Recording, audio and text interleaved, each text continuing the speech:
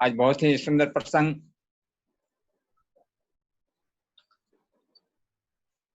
ध्येय मार्ग पर चले वीर तो पग पीछे न निहारो।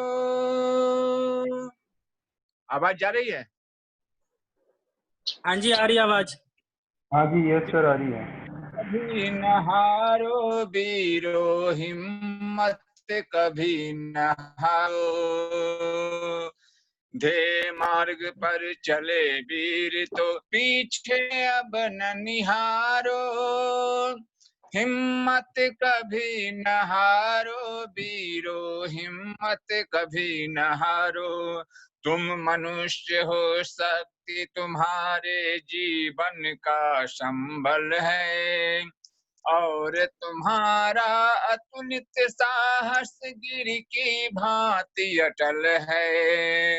हो साथी के बल पल भर तो माया मोह बिसारो।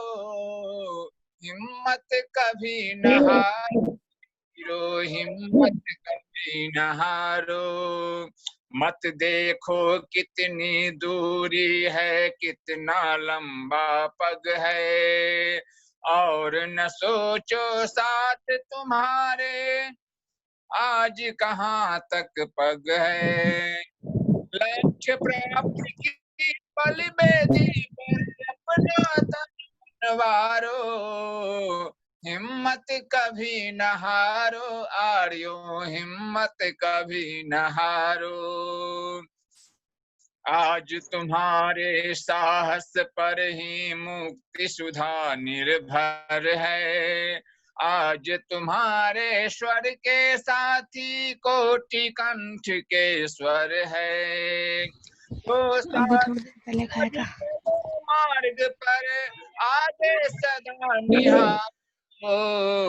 हिम्मत कभी न हारो आर्यो, हिम्मत कभी न हारो। ध्येय मार्ग पर चले वीर तो, ध्येय मार्ग पर चले वीर तो पीछे अब न निहारो। हिम्मत कभी न हारो आर्यो, हिम्मत कभी न हारो। हिम्मत कभी न हारो आर्यों, हिम्मत कभी न हारो।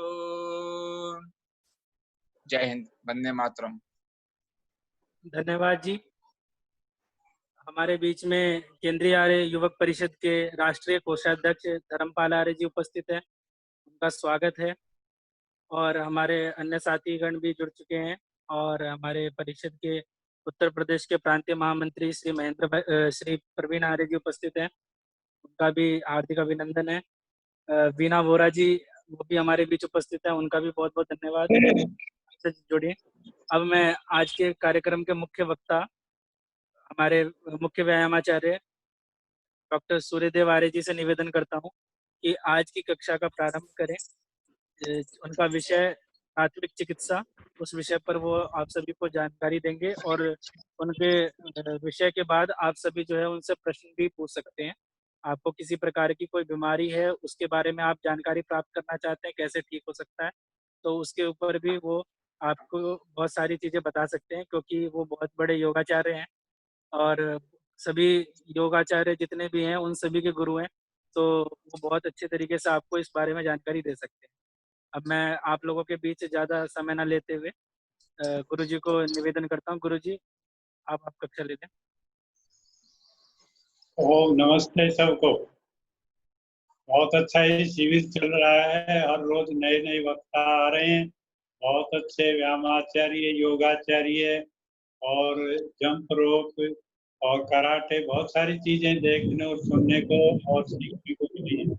अभी आज मुझे जो विषय दिया गया है वो अति आवश्यक विषय, जिसको हम मानते हैं केंद्रीय आर्य परिषद के पाठ्यक्रम में भी शामिल है ये। क्योंकि आजकल जब हम नजर दौड़ाते हैं चारों तरफ, बहुत ज्यादा सड़क दुर्घटनाएं होती हैं, और लाखों लोग एक्सीडेंट में मारे जाते हैं पूरे देश में। इसलिए उन दुर्घटनाओं को कैसे हम कंट्रोल करें, दुर्घटनाएं क्यों होती हैं, अगर अचानक कोई दुर्घटना हो जाए तो हम उसके फर्स्ट एड कैसे करें, प्राथमिक उपचार कैसे करें। बहुत सारे व्यक्तियों की मृत्यु इसलिए होती है कि कोई भी फर्स्ट एड करने वाला, प्राथमिक चिकित्सा देने वाला व्यक्ति नहीं होता है। अगर होता है तो वो सही नहीं कर पाता है, ट्रेंड नहीं होता है, जानकारी नहीं होती है और उसके अभाव में मृत्यु हो जाती है। इसलिए सबसे पहले हम ये जाने प्राथमिक चिकित्सा क्या है।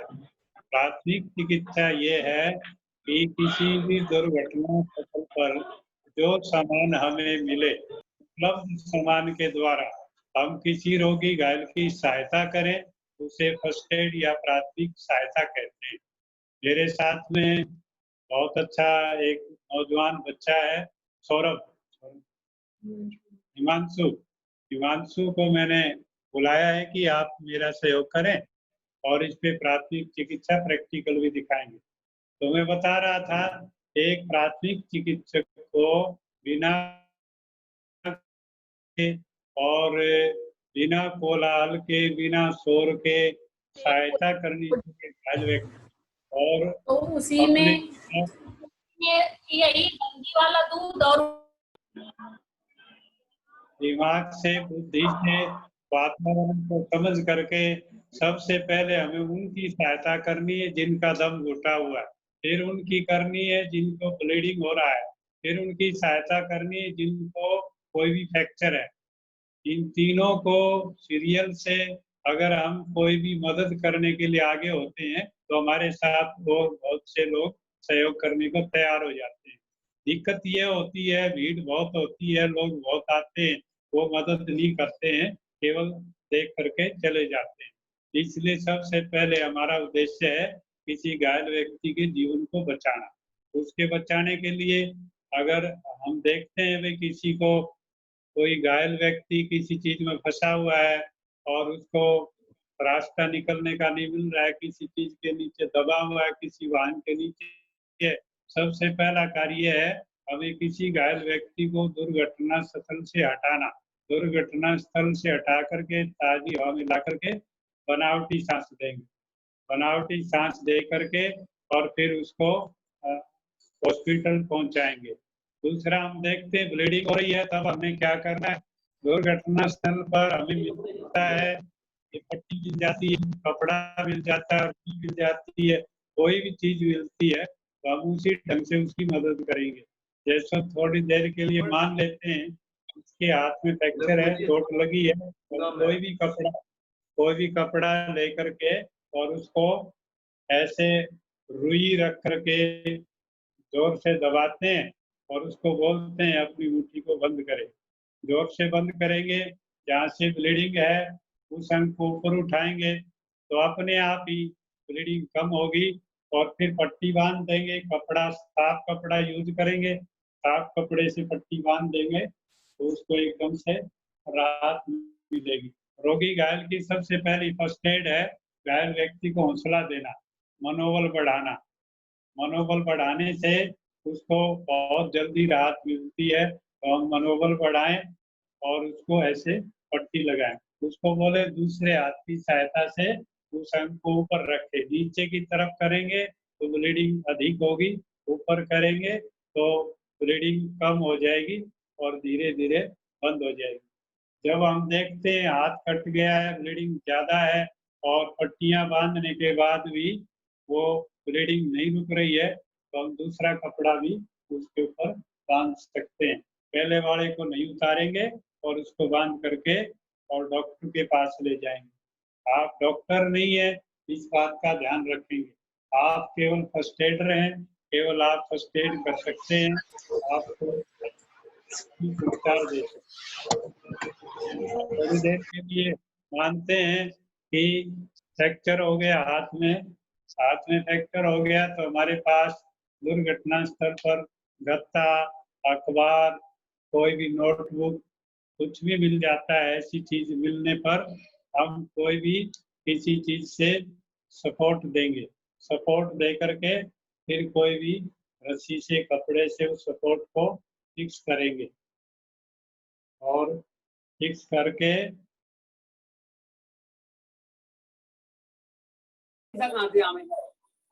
और उसके बाद फिर हम दूसरे कपड़े से उसको सारा धो।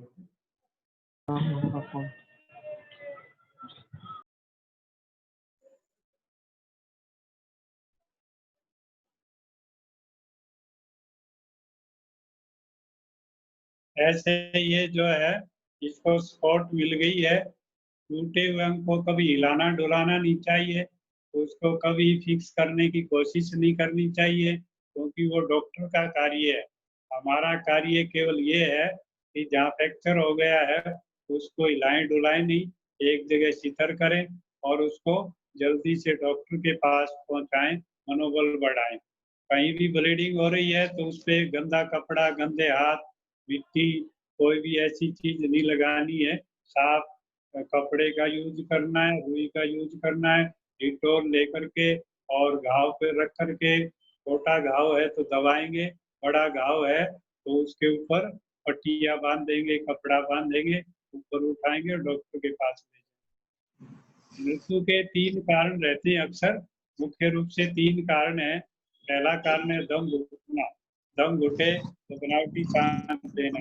दूसरा कारण है ब्लीडिंग होना, जब शरीर से अधिक मात्रा में रक्त बह जाता है तो मृत्यु होने की संभावना रहती है।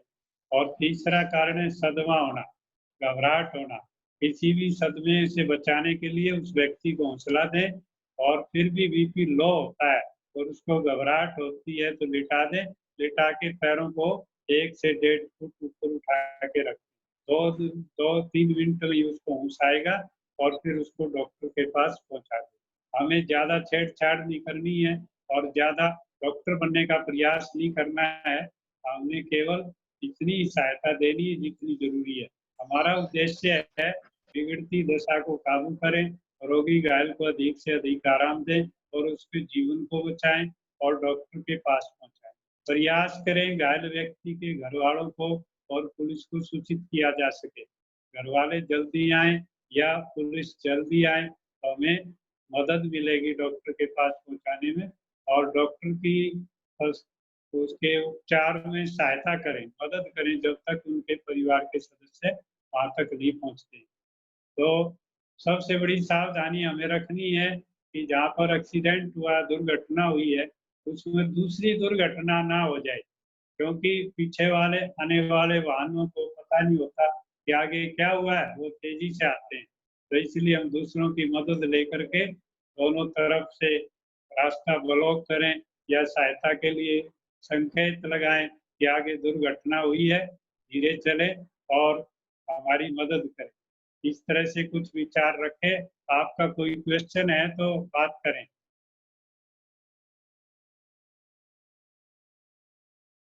सौरभ जी। जी धन्यवाद गुरुजी। किसी साथी का कोई प्रश्न हो प्राथमिक चिकित्सा से रिलेटेड तो वो पूछ सकते हैं। इस कोरोना काल में कैसे करेंगे? एक क्वेश्चन मुझे भी पूछना है। ये अच्छा नमस्ते, कैसे? नमस्ते, बस बढ़िया। एक प्रश्न ये पूछना है कि कोरोना लॉकडाउन में जो है कई लोग अपने घरों में रहते रहते ऐसे हो गए कि उन्हें वो कहते हैं घबराहट हो रही है बड़ी और डर सा लग रहा है कुछ, तो उनको क्या कहें भाई, कैसे वो स्वस्थ रह सकते हैं? हाँ देखो, ऐसा है कि अपने घर में योग करें, व्यायाम करें, और हम जो है पूरी तरह से स्वस्थ रहने के लिए योग व्यायाम जरूरी है। योग प्राणायाम करें, मेडिटेशन करें, और अगर ऊपर छत पे या कहीं भी जगह मिलती है तो सैर भी करें। और कोई साथी? गुरुजी, अगर किसी का एक्सीडेंट हुआ है, उसको ले जाना हुआ, इस कोरोना में छूना नहीं होता तो कैसे करेंगे? नहीं, ऐसा है ताकि जब कोई मृत्यु पर जा रहा है तो हम अपना बचाव करते हुए मास्क लगाएं, हम जो है अपने हाथों पर सैनिटाइजर करें और अपना वो दस्ताने करते हुए हम उसको घायल व्यक्ति को बचा सकते हैं। बाकी आपकी बात ठीक है कि जब से कोरोना आया है दुर्घटनाएं कम होती जा रही हैं, वाहन सड़कों पर कम आ रहे हैं और दुर्घटनाएं कम होती हैं, तो हमें ये ट्रेनिंग जरूर लेनी चाहिए फर्स्ट एड की। कहीं भी मौका लग सकता है, कहीं भी अवसर मिले तो हम मदद करें। और कोई साथी? और कोई साथी क्वेश्चन? गुरु जी नमस्कार। नमस्ते जी, कैसे हैं? नमस्ते। जैसे कि अगर एक्सीडेंट, बात बहुत बढ़िया है, आप बताइए। जैसे किसी का एक्सीडेंट हो जाता है तो उसके नाक में से ब्लड निकलता है, मुंह से ब्लड निकलता है, तो हम उसको सबसे पहले कैसे रोकें उसको, तो इसमें बताइए। ठीक। अच्छा, ये जब नाक से और कान से ब्लीडिंग होती है तो मुंह से इसका ब्लड अर्थ है उसके अंदर की चोट है, आंतरिक भाव है, अंदर में चोट लगी है। जी जी जब अंदर के किसी अंग में चोट लगती है तो बाहर ब्लीडिंग आती है, तो उसके लिए हमने क्या करना है कि हम उसकी स्थिति को बदलेंगे। स्थिति बदलने का अर्थ है कि हम उसको जिस वाहन में ले जा रहे हैं पैरों को थोड़ा सा ऊपर की तरफ करेंगे और उसके सिर को सामान्य स्थिति में रखेंगे। ज्यादा नीचे करेंगे तो ज्यादा ब्लीडिंग होगी और उसको बिल्कुल ऊपर को ब्लीडिंग दोबारा से अंदर जा सकती है। उसको सामान्य स्थिति में रखते हुए और रुई का टुकड़ा लगा करके फौरन डॉक्टर के पास पहुंचाएं, क्योंकि ये हेड इंजरी होना और चेहरे पर ज्यादा चोट लगने से ब्लीडिंग होती है, बड़ा ये नाजुक दौर होता है, इसमें तुरंत कोशिश करें डॉक्टर के पास पहुंचाएं। और कोई साथी? आचार्य जी, अगर कहीं आग लगी हो और आग से कोई व्यक्ति ग्रसित हो तो उस समय क्या करना चाहिए? हाथ जल जाए ये पूछ रहे हैं आप? जी जी, मतलब आपकी स्थिति में जहाँ भाई जी नमस्ते।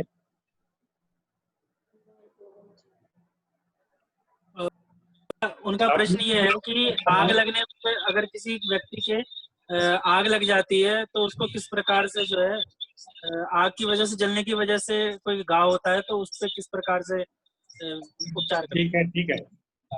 देखो, किसी को दो तरह से जलना होता है।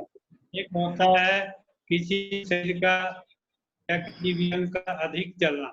अधिक जलना है तो नॉर्मल है, चाहिए चीजें लगा के कपड़ा लपेट के डॉक्टर के पास पहुंचाएं फौरन, तो ज्यादा छेड़छाड़ न करें। अगर किसी पे हाथ पे गर्म पानी, गर्म चाय या गर्म दूध गिर गया है हाथ पे, पैर पे किसी भी, और ऐसे थोड़ा सा जो लग गया है, तो उसका इलाज सीधा सा है कि वो अपने हाथ को या पैर को, जले हुए स्थान को ठंडे पानी में रखें। ठंडे पानी में रखेंगे 5-7 मिनट, तो उसकी गर्मी जो है वो पानी में निकल जाएगी और वो तुरंत उसको राहत मिलेगी, ना फोले होंगे, ना उसको कोई इस तरह की दिक्कत होगी।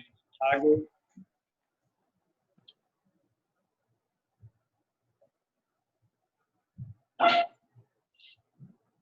और किसी का प्रश्न? मगर सर गुरुजी नमस्कार। सर हमें बताया गया है अगर हम पानी में हाथ या कुछ डालते हैं तो उससे फफोले पड़ जाते हैं। आप जो बता रहे हो उससे वो इन्फेक्शन या कुछ फफोले टाइप का कुछ होगा नहीं? नहीं, सुनो, इसको दोबारा से समझ लो मैं क्या कह रहा हूँ। कोई भी जल जाए, शरीर का कोई भी अंग अधिक जल जाता है तो उस पर पानी नहीं डालना। और अगर किसी शरीर के अंग पर दूध गिरता है, चाय गिरती है, थोड़ा बहुत अगर कोई एक हो रहा है तो पानी में रखना, उसके ऊपर पानी नहीं डालना।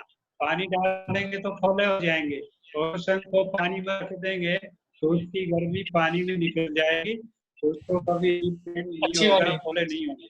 ये तो एकदम काम चला। जी सौरभ जी, हो गया? जी धन्यवाद। अन्य कोई? गुरुजी एक क्वेश्चन था मेरा। हेलो जी बोलिए। आवाज आ रही है? जी नमस्ते। हाँ सर, गुरुजी मैं ये कहना चाह रहा था कि जैसे गर्मी का मौसम चल रहा है। हाँ, गर्मी के मौसम में अक्सर देखा जाता है कि बच्चों नाक से ब्लीडिंग हो जाती है, जिसको नक्सीर बहना कहते हैं। तो उस केस में हम क्या फर्स्ट एड दे सकते हैं कि उसकी नाक का ब्लड रुक जाए? गर्मी में नाक से खून बह रहा है तो क्या उपचार करें, यही क्वेश्चन आपका? जी जी जी, यही है ना? तो सीधा उपचार है, सिर पे ठंडा पानी डालेंगे। सिर पे ठंडा पानी डालें या ठंडा कपड़ा पानी में भिगो करके कपड़ा सिर पे रखें, या फ्रिज से बर्फ निकाल के स्टूल पर रख लें तो एकदम से हाथ में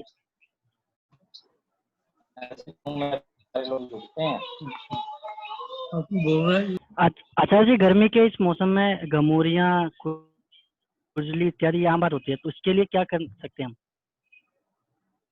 डायरिया डायरिया बोल रहे हो? नहीं, गमोरियां खुजली इत्यादि होती है गर्मी में, उसके लिए। नमोनिया नमोनिया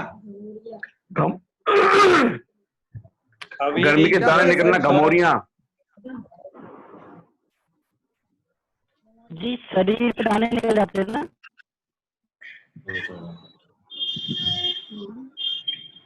गमोरियां सूर्यदेव जी, गमोरियां।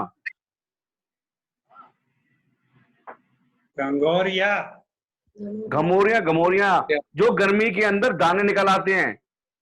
अच्छा शरीर के ऊपर। अच्छा गर्मी में, अच्छा वो हमारी तरफ बोलते हैं घाव निकलना। हाँ, गर्मी से निकलते हैं वो, दाने दाने हो जाते हैं, वही पूछ रहे हैं? दाने दाने हो जाते हैं। हाँ वही कह रहे हैं गुरुजी, वही कह रहे हैं ये लोग। जी जी जी, वही पूछ रहा हूँ।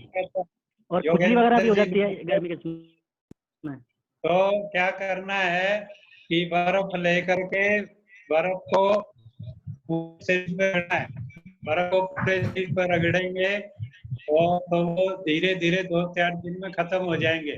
या बर्फ किसी भी उसमें डाल लें, किसी भी टब में, और उसमें 10-1 मिनट बैठ जाएं, 2-4 मिनट ठीक हो जाएंगे। और बोलो भाई जी, नमस्ते। हेलो हेलो नमस्ते जी। हेलो जी बहुत जी, ध्यान से जी, सुनना। आचार्य, हाँ नमस्ते माता जी। आचार्य जी, नमस्कार गुरु जी। आचार्य जी नमस्ते। नमस्ते जी। नमस्ते। हाँ, हाँ, दो महीने से आचार्य जी एक प्रश्न है। 2 महीने से, हाँ 2 महीने से लोग जितने भी, हेलो नमस्ते नमस्ते भाई जी, 2 महीने, हाँ नमस्ते नमस्ते। 2 महीने से सब परिवार के लोग घरों में बंद हैं। ऐसे समय में मैं ये चाहता हूं कि आप कुछ हास्य योग करा दो। खिलखिलाहट जो है बंद हो गई है, ठहाके बंद हो गए हैं, तो 2-4 चुटकुले सुना करके इसका समापन करना, थोड़ा सा हंसाना लोगों को। जोर से, बहुत अच्छी हंसी आनी चाहिए, मोबाइल निकल के गिर जाए हाथ में से। हास्य योग। धर्मपाल जी नमस्ते। धर्मपाल जी को नमस्ते। आदमी ने शराब पी रखी थी। नमस्ते। आदमी ने शराब पी ली और वो